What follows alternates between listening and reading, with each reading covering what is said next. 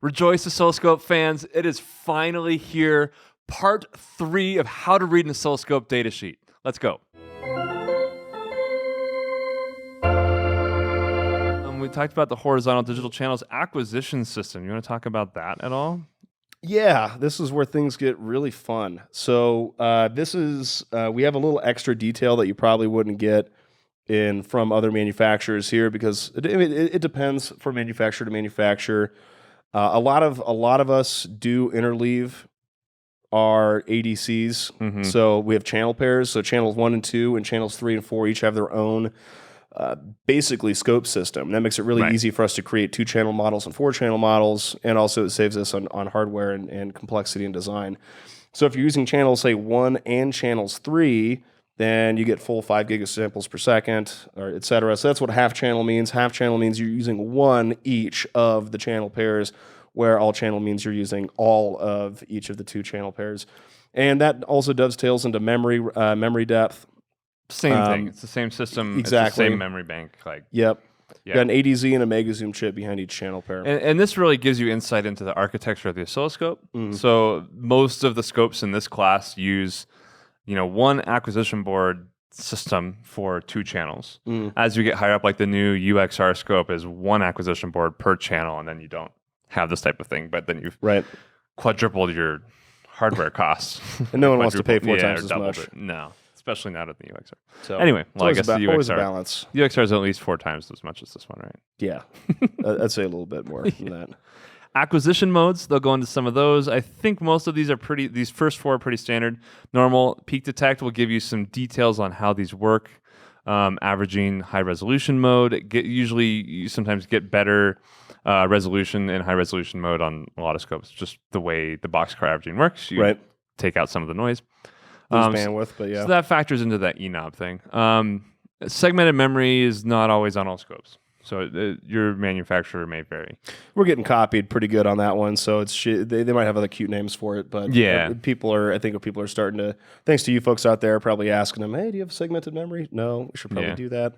We're the OG segmented memory, and everyone else is just derivatives. Exactly. Whatever. And then time modes we talked about already. There's sometimes some warnings here. So like some scopes, we don't do this. Some vendors, when you go to a certain time per division that's slow enough, it automatically switches into roll mode. They'll talk about that here. I find that super annoying.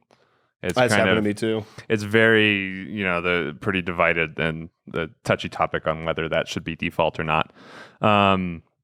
I've had many arguments with people for hours on end debating that topic. The problem is when the implementation isn't quite there yet. So when you get to a slow time per division, it triggers it, and then you're like, oh no, that was too far, and you go to zoom back in, it stays in roll mode. It's like, drives me nuts. Okay.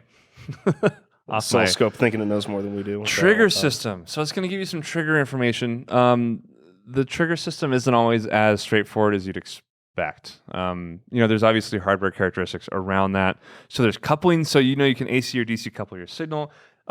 Inside most oscilloscopes, there's a separate signal path that's just for triggers. And you can do some funny things with that signal to optimize it for triggering because you don't care about reconstructing that signal perfectly. So you can run some filters on it. You can run it through comparators, that type of thing to get cleaner edges. Put some makeup on it. Yeah. Really silly. So you can do some fancy coupling and stuff with your triggers. We do DC, AC. Then you can reject different types of frequencies. You can knock out some noise. Like a caveat, noise reject, you can turn it on or off, but it'll decrease your sensitivity. So fun fact, I don't know why. Hold off range. So how far off can your trigger be from your data, that type of thing. External trigger in, internal trigger in. So not all scopes have an external trigger in. That's if you want to trigger it off of something else. You can do that. Warranted spec alert. Oh yeah, those are warranted specs. Yeah. Interesting. Yeah, and you can actually play with that. There's some fun stuff that we'll maybe cover another day because we're pushing time pretty hard. Here's a fun fact. You can trigger off of the screen, plus or minus 6 div from center. We only do plus or minus 4 div on screen. I didn't know that. You can trigger on a signal that's off the screen. From center screen. Oh, yeah, because it's 4 high. Yeah. But you could go plus. So you could trigger on something that's 2 divisions above the screen. Interesting. Types of triggers will spare you the types of triggers, but it's going to list all of them and their different specifications. Really the purpose of this is if you have a very specific need. I'm trying to trigger on a rise time of X. Can I do that? Pop in here. Yep. Moving on. And I'll talk through different like protocol triggers, that type of thing. Of course, you have to have those options to get those triggers. Yeah, that's one I always struggle with when I'm putting together all these software data sheets for Infinium. And it's like PCI Express. We have, if I wrote them all out, maybe 800 different ways you can trigger on it. It's like, do I document all this? Or do I just keep it simple and let someone call us if they really need to know if we can trigger? Yeah, until enough people call. These 4 different things combined at the same time. But there you go. Yeah. Cursor accuracy. So again, cursors are not, they're not warranted, right? No. Typical after warming up your scope. Warm up your scope if you're going to measure these specs.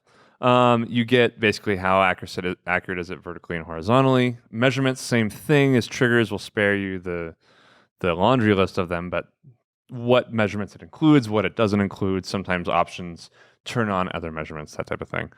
Measurement logging, so we have that with BenchVue.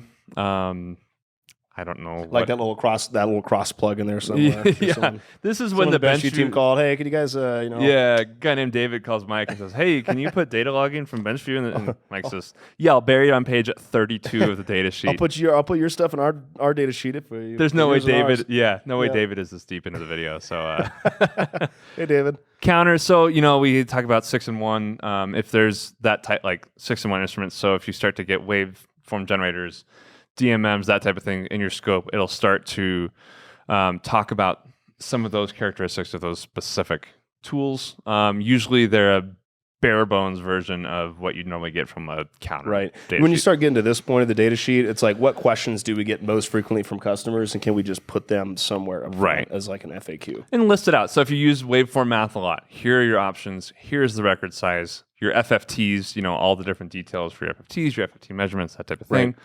Search and navigate. Again, that was covered way up on like page 5 or 8 or whatever, but more details there on that. Display characteristics. So waveform update rate again. I want to do a Control F and see how many times the number 1 million is in this data sheet. What do you think is the over/under on that? I don't know. I'm going to say about 15. 15? I'm going to go with 25. Do it. Control F it. So we're on page 32. 1. Should tell you how many it found, right? Does it count? It should. I don't know. I'm not an Adobe guru. Oh, come on. Oh, it doesn't give us a total. That's sad. All right. That'll be an experiment for another time. Yes, Drop your guess in the comments below. Yeah, pretty much. Display stuff. So size, intensity levels. How many different, so I think some scopes now, or at least back in the day, didn't even have that as an option. Right. Persistence modes, that type of thing. Variable. What else?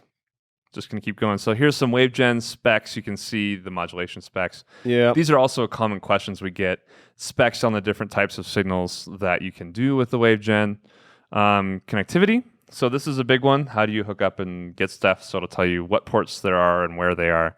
The trigger out, trigger in, optional ports, that type of thing. So you know what you need at this point, so you can just kind of go in and check and see.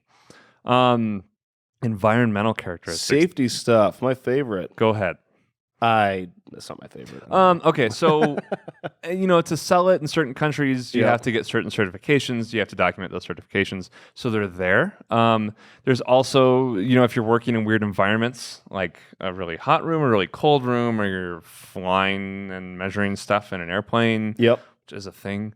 We get spec'd. I think we even spec it up to an altitude. Yeah, 4,000 meters right there. But we actually only spec it up to that altitude because that's part of a certification thing.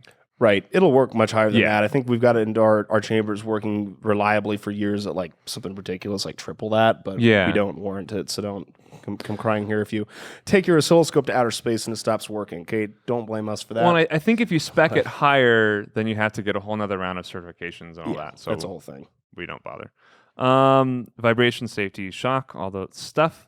Size, weight, and dimensions will be buried in here at the bottom. We are on page 36. We're almost there. Storage. Ooh, this is more of a aerospace defense thing, yeah? To an extent. It's also letting people know what they can or can't load or save onto the oscilloscope or get off of the oscilloscope. So these scopes tend to have pretty limited internal non-volatile storage. for use in secure environments where you can just wipe it with a click of a button. So you can't save a ton of screenshots or waveform files on the scope. There's not really a memory system on the scope. It's not what it's for. No, you can save some setup files, and that's really about it. And with a flash drive, you can, so it's like, 10 internal setups only, but if you have 50 people using it, just give them a flash drive with their setup. Right. And then what comes standard? So warranty, calibration. Sometimes it'll have mean time before failure. This is actually a calculation based on failure rates. We don't test one for 250,000 hours to see. No. It's a formula based on our annual failure rate. Probes again. It's very low. Yeah. Probes again, documentation, all the stuff that comes with it. And then bonus related literature. Are they clickable yet? None of them are clickable. So you can plug in and search for that pub number if you want it. Usually it's like if you really got to page 36 and just wanted to keep reading, you can find more stuff. I don't think I've ever read through a data sheet start to finish like this. Oh, really? Like from page 1 to page 39. Oh. Well, thank you. I've definitely been through all these pages at some point in my life. Now all the hundreds of people that are still watching at this point. There's dozens of you. Yeah. There's the millions of people watching this video. We're almost out of tape, so we got to wrap up. Oh, boy. Upgrades. How do you upgrade things? That's something we cover here. Yeah. Sometimes it's hardware, sometimes it's software. It really depends on what's going on. It gives you the different how to things upgrade, that you can upgrade. Post-purchase software upgrades. Yeah. So those are in pretty much all of them. Same. Bandwidth. So these are license only up top, and these are return to Keysight. So you have to get a new acquisition board, basically. Some TLC. And then boilerplate. Bonus boilerplate page with all that fun stuff that we have to document, like AXI and LXI and Pixie, and learn more at Keysight.com. All these XIs. Okay. So now you know how to read an oscilloscope datasheet. Or do you? That was pretty comprehensive. If you like this format, let us know. If you're still here and you're not a subscriber and you've watched this whole video, you should definitely be a subscriber to our channel because you just should. All of you watching are almost certainly subscribers at this point. So let us know in the comments if you like this format. I've wanted to bring Kenny on and do this for probes and stuff, and we can keep this format going. Let us know in the comments too if you have any suggestions or things that you would like to see in data sheets. Or what did we miss? Miss? I'm sure we missed a number of things on the data sheet here that you'd like to see. Also, Mike and I run a podcast. It's usually twice a month. October was sad because everyone was sad and sick and gone. Spooky. Yeah, it was spooky. So that's it. Thanks for watching. Daniel Bogdanoff, Mike Hoffman. You guys are the best. We'll see you next time.